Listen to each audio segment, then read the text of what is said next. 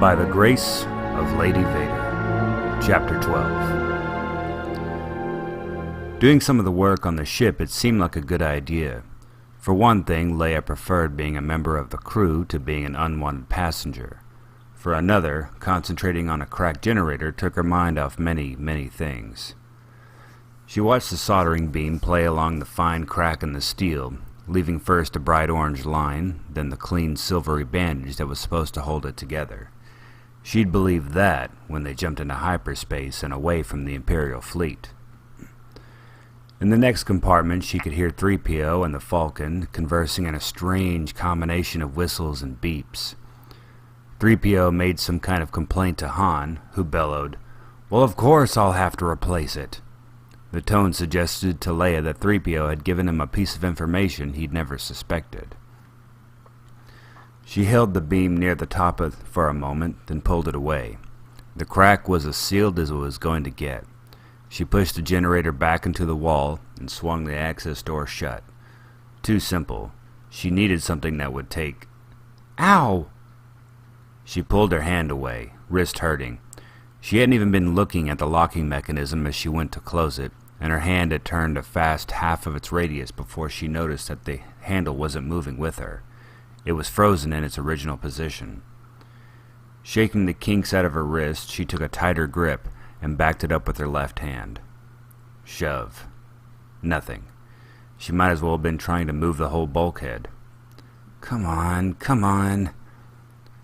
Another shove at the mechanism did nothing to improve the situation, so she tried a slow, steady push, putting her entire body weight behind it.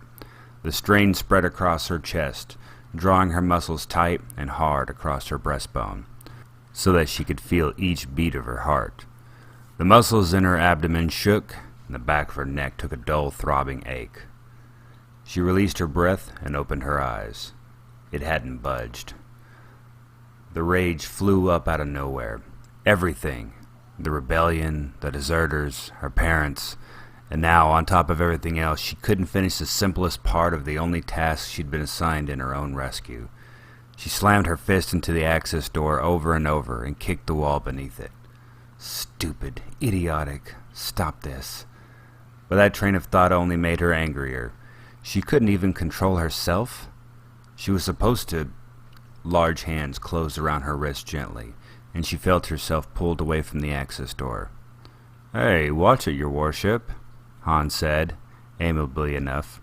"We're trying to fix her, not break her." He moved in front of her, blocking her view of the offending mechanism. Her rage cooled somewhat with it out of sight. What else could possibly go wrong here? He shrugged, not letting go of her wrist, though his thumbs moved up and down, starting to caress her palms. "You're wound up, your highnessness." Leia stared coolly down at their hands, trying to make him see that his attentions were inappropriate, if not exactly unwelcome. "If you're going to stand there fondling my hands, you may as well call me Leia." She tried to spit it out acerbically, but the tone seemed not to have any effect. Han smiled. "Leia, then. I think I can do that." He let go of her left hand and used his free hand to pull the glove from her right. The rough skin of his thumb skated across the bowl of her palm, and she leaned in closer. She could feel his breath on her forehead, stirring the stray bits of hair that weren't caught up in her braids. "Leia, you want to calm down? You know you think I'm all right." "Sometimes, occasionally, when you're not..." "Not what?" "Not acting like a scoundrel." He just blinked and shook his head at the old-fashioned word. "I like that," he said. "That's good. Scoundrel. Will you tell me what's wrong?"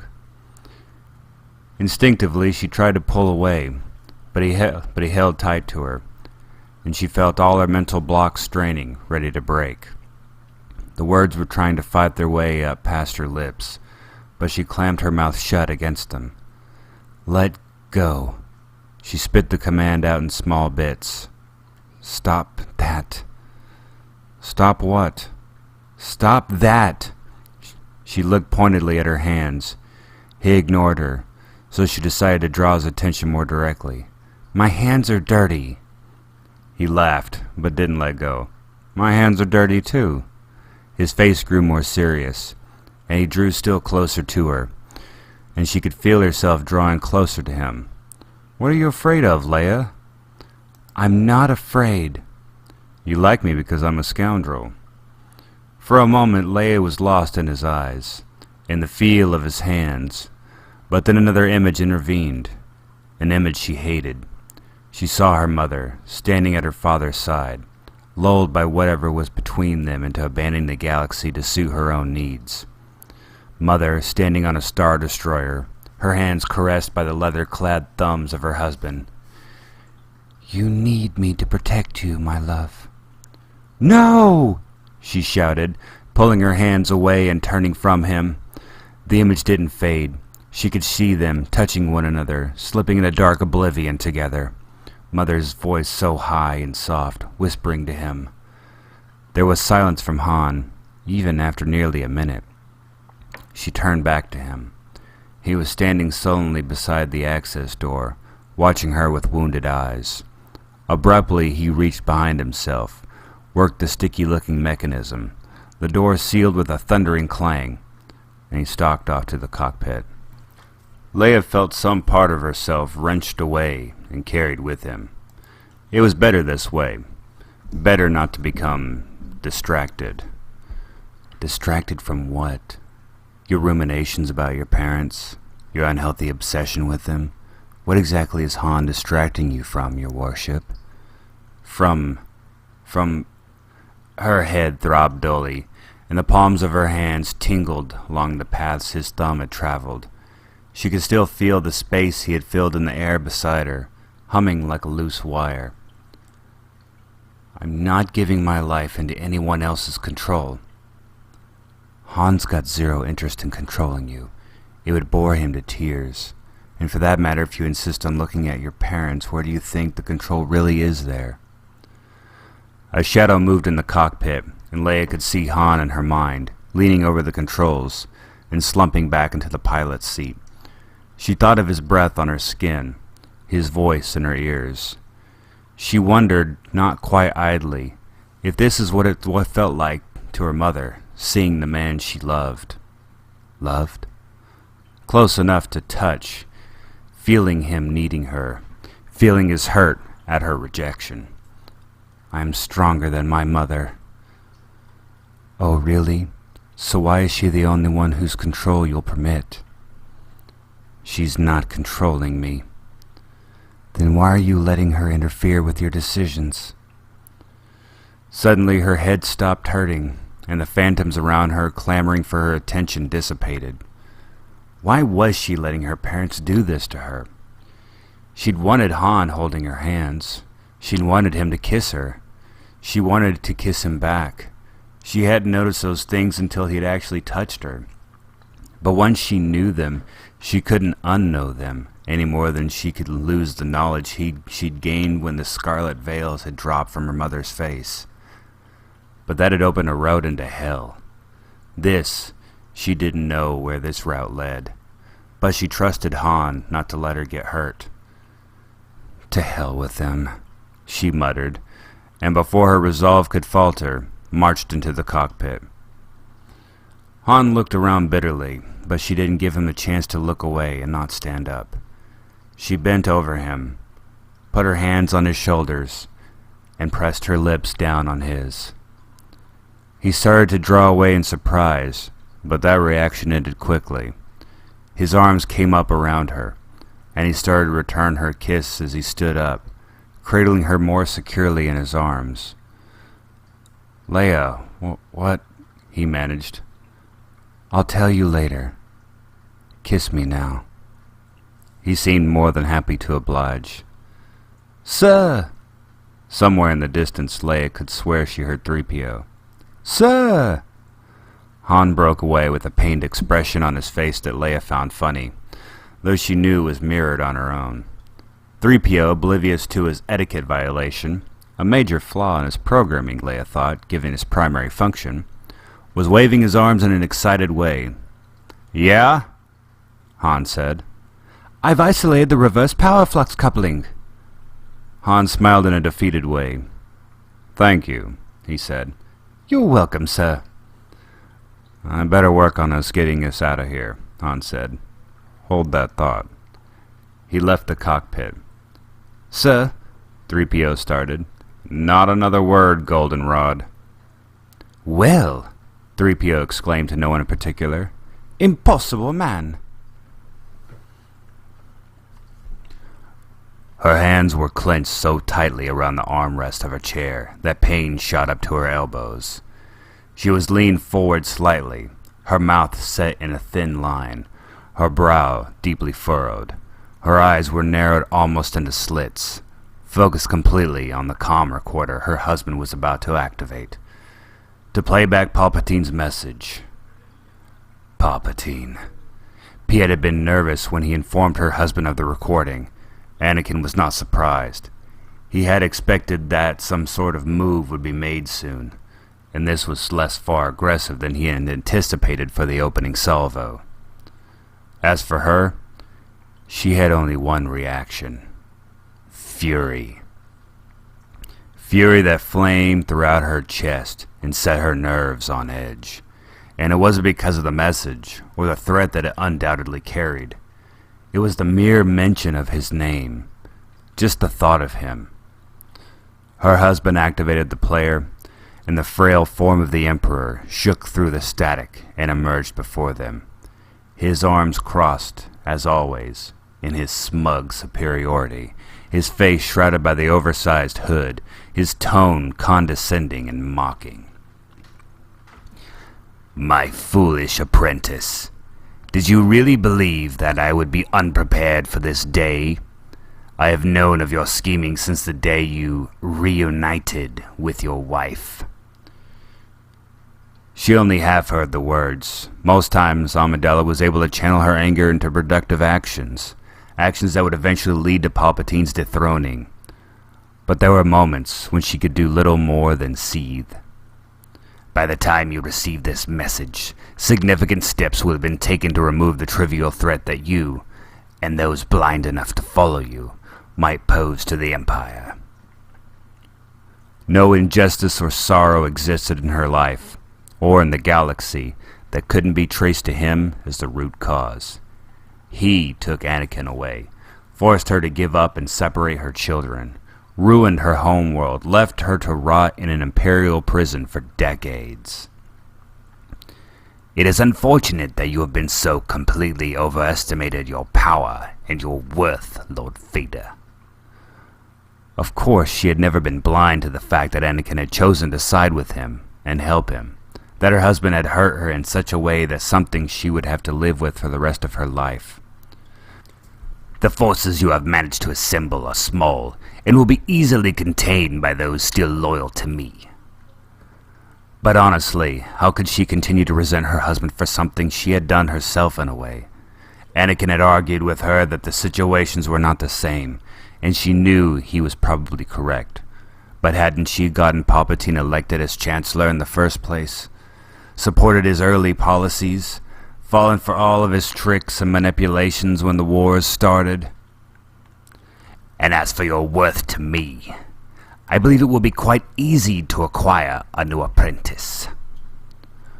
Both of them had been thoroughly used by him, and it left her with a tainted feeling that would never completely disappear until she, with her family by her side, rid the galaxy of his evil.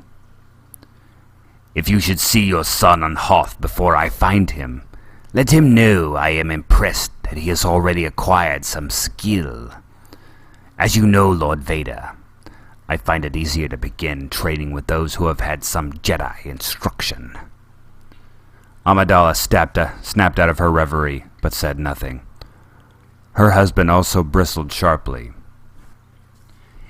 "In the end, things have occurred as I once warned you they would. You have allowed your feelings for that woman to cloud your judgment, and it has led to the loss of everything I have provided you. But that is no longer my concern. This marks the end of your insurrection." The image crackled and faded away.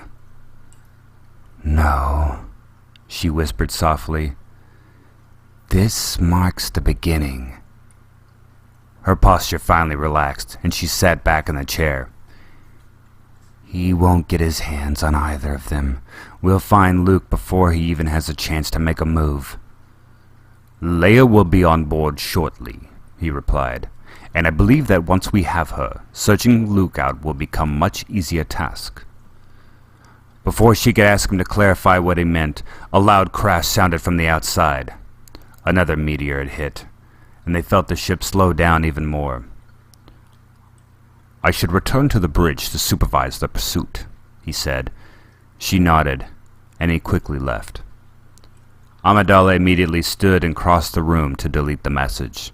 The last pretense at a tie between her family and the Emperor was now gone. Now it was finally time to make him pay and set things right. Yoda sighed as the young one's complaining came forth again, filling the whole of his tiny home, even with the rain pouring outside. I'm sure the stew is fine, Luke Skywalker said from his position across the tiny central chamber of Yoda's home, his voice rippling through the calm core of the force Yoda had surrounded himself with. Yoda lifted his eyes to stare into the familiar blue ones tinged with impatience. Looking into them was like looking into the eyes of the past. No doubt Obi-Wan thought this as well. Yoda easily felt the strong, unwavering presence of his long-ago pupil nearby. Only he had chosen not to manifest himself visually, perhaps as heeding Yoda's earlier advice, or simply as a test to observe Luke's actions towards Yoda, unbiased by his own presence. Only with this Skywalker it was undifferent. The eyes of his father set in the face of his mother. It was as if both Anakin and Amidala, two old friends now irrevocably lost by their own narrow-minded desires, looked upon him at that moment, though there was no way the boy could have known that. And he was here alone, which disturbed Yoda more than almost all else. Come without his sister, whom left alone and untrained, was even more dangerous than Luke. For she, while of great power like her father, was also filled with a great hatred against the parents who she perceived as having wronged her. Even now, reaching out to the battered and bleeding power of the Force, her anger rose out above all other angry currents. If he could certainly sense them, and if her father knew of her, as was unfortunately likely the case with Amidala at his side, no doubt he'd sense her, angry and powerful, a deadly mixture which had claimed Anakin all those years ago, and now threatened his offspring. But it's imperative that I speak to Yoda now, more so than you could know. Presumptuous you are, young one. How so, More important than nourishing properly yourself? Luke glanced absently down at the small clay bowl of root-leaf stew in his hands, waving just as absently at the mist of steam rising from the dish. Much more. The lives of my friends depend on my getting in contact with Master Yoda. How know you this, young one? Why do you care? Young Skywalker asked him. Impolite you are, Yoda poked him sharply in the side with his gimmer stick, causing the youth to flinch back, though not without shooting him a distinctly annoyed look. Then chewed the other end thoughtfully. No respect for your elders you have. I'm sorry, he said quickly and somewhat unconvincingly, shaking his head.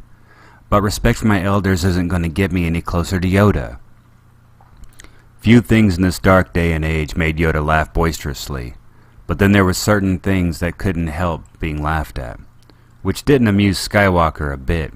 His voice rose directly along with the annoyance he clearly broadcasted through the Force. What's so funny? So focused you are on one thing, not think about the little things you do. Sometimes things that seem little wind up not so little in their accomplishments. Narrow-minded you are. Later on doesn't matter now, all right? I need to be able to help them now. The youth slammed down the bowl he'd been picking stew out of and sighed in exasperation. Yoda exhaled a sigh and leaned forward on his gimmer stick, seeking out the presence of Obi-Wan once more. A trial this one was going to be, he thought, as he looked in regret at the hilt of the saber of the elder fallen Skywalker hanging from the youth's waist. And he said as much to Obi-Wan. "No more so than I was," Kenobi responded verbally, sharply drawing young Skywalker's head up in shock. He prepared to stand up, but realized too late the lowness of the ceiling, paying for it with a solid thunk on the head. "Too much like them he is." "More so like her he is, Master." Skywalker's ears perked quite noticeably at the use of the title. "What frightens me most damage her words will cause on the ears of the ones most willing to listen, who are like of mind as she. Afford to have them swayed by her we cannot." "Perhaps being of her like mind is not so bad as you think. Anger does not feel his heart, and she was always more calm of mind than my student." "More dangerous, that calculating mind, especially when combined with the impatience of his father it is." "Does it make any difference that he is the one we need to train, Master?" "Master," Luke breathed quietly, shaking his head in disbelief. "It can't be. Yoda?" He turned his gaze once more to the boy. "Impossible nothing is, young Skywalker." I'm so sorry," Luke said. "If I had known—" "Changed your opinion it would have?" Yoda pointedly interrupted, jabbing him once more with the gimmer stick. "Dangerous your frame of thought is, young one. Hasty you are in making decisions. Narrow of mind. A Jedi cannot afford to be these things. Reckless you are." "As was I, if you recall," Obi-Wan spoke up in the boy's defense. "As was his father," Yoda reminded him quietly. "He is not his father or his mother." "What about my parents?" Young Skywalker piped up, but Yoda spoke on as if the question had never been posed. "Yet to be seen that is, Padawan." Yoda closed his eyes and let out a breath, opening them again to face Luke. "But right he is, young Skywalker. No longer choosy can I afford to be in whom I train. Were the princess here, I might afford it. But now her existence, and that of so much else, rests in even more peril than your own." "I know, and I can help her. Ben, Master, I can change. If that's what you need. If that's what it takes to be a Jedi, I'll do it." He went on eagerly, passionately. He recalled another young Skywalker pleading like this so long ago, only this time the voice not so full of anger. "I'll do whatever it takes to help her." Solemnity crept into the Jedi Master's heart and into his tone. "Know that I do, and fear it most." Silence filled the room with its heavy thickness, as Luke could only find a stunned, confused expression as his response. "I did it," Leia thought gleefully. "I did it, and I'm glad I did it." She sank into the pilot's seat with a smile. Let Chewie 3PO come in and wonder what she was thinking about. At the moment, she might even be inclined to tell. "I did it. I took my life back. It was right there in Han's kiss all along." "So there," she whispered to her mother, sticking her tongue out playfully. "So there." She even laughed a little, and it was still laughing when something wet and heavy plopped into the transparent still right in front of her. She looked at it with a vague curiosity. Then something in it pulsed, and she suddenly remembered that they were in the unknown territory, and she noticed that the thing was gross. The laugh turned into a little scream, and she pushed away from the control panel. "Han!" she called. "What?" She got up and went to the corridor. Han was closing up one of the maintenance panels. "There's something out there," she said. "What?" "It landed on the cockpit window. I don't know what it is. Some kind of tentacle. It looked like suction." His face fell. "Come on, we're going out." "Out?" "I just got this bucket back together. I'm not going to let something tear it apart." "Then I'm going with you." For a wonder, she didn't argue. She just tossed her breath mask. She pulled it on, amazed she wasn't spending precious moments obsessing over the obvious comparison. Chewie grabbed one as well, and the three of them went down the gangplank even before it finished lowering. 3PO was muttering something about staying behind to guard the ship. She went out a little too quickly and almost lost her balance. She'd have to remember that being light-hearted was an excuse for acting light-headed. She gathered herself and drew her blaster, going further into the cave. It was steamy in here. Why would a cave on an asteroid be steamy? She frowned and looked down. There was a light fog or mist around her ankles, and the ground under her feet gave strangely, as if she were walking on sods laid over loose snow. "The ground feels funny," she said to Han, who was picking his way along a meter or so to her left. "It doesn't feel like a rock." He glanced back at her, looking puzzled. She didn't like that. She had traveled widely, but until the last few years, it had been in the rarefied atmosphere of diplomatic mutual hand-washing. Since the Death Star, she depended on Han to be able to size up less than optimal surroundings. Luke having had even less experience than she had. She didn't like it at all that he didn't look sure of himself here. There was a long, soft screech, and Leia looked involuntarily towards the rear of the cave, where Chewie was making his way around the Falcon. Something was descending and moving toward them, moving on the fog of membranous wings. Han raised his blaster, and the flash of the laser illuminated the cave in shades of red and gray. The flying thing fell near Han's feet, and he stooped to examine it. "That's what I thought," he said. "Minox, probably feeding on the power lines."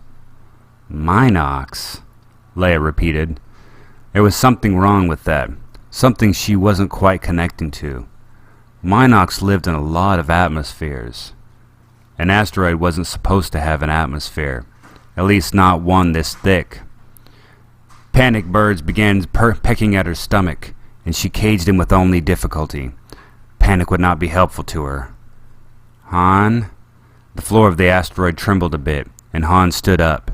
The puzzlement on his face faded into disgust, but disgust that seemed to hold some kind of idea, which was a relief to Leia, whatever the idea happened to be. She didn't have any of her own, except for the odd sense that something was really not what it seemed. Han pointed his blaster at the cave floor, and she understood what he meant to do only a second before he did it. She only had time to say his name, to hope that he would stop before they irrevocably knew that they had to leave. But it didn't stop him. He fired. The response was immediate. The cave started thrashing and undulating. Han grabbed her elbow and called to Chewie, pulling all of them back onto the gangplank. He started to raise it, ripping off his breath mask as he ran toward the cockpit. "We're getting out of here," he yelled back at her. The panicked birds broke out of their cage. Leia felt her eyes go wide, but she didn't respond to them with the despair or anger that she'd become her habit since she had seen her mother's transmission. Instead, she answered as if she would have all her life, by taking command.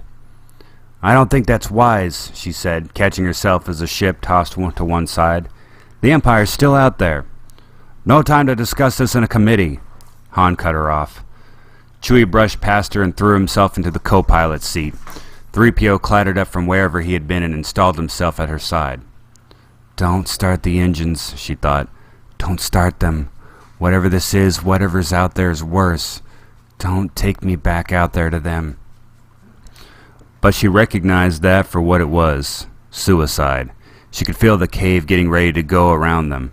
At least against the Empire there was a chance, and it would be better to die in battle than in hiding. The engines kicked in and Han lifted up the landing gear without even waiting for Leia to strap herself in. She grabbed hold of the back of the seat. 3PO grabbed hold of her. The Falcon turned, and she saw how close they were cutting it. Far ahead she could see the mouth of the cave, becoming narrower and narrower. "The cave is collapsing," 3PO cried. "This is no cave," Han said.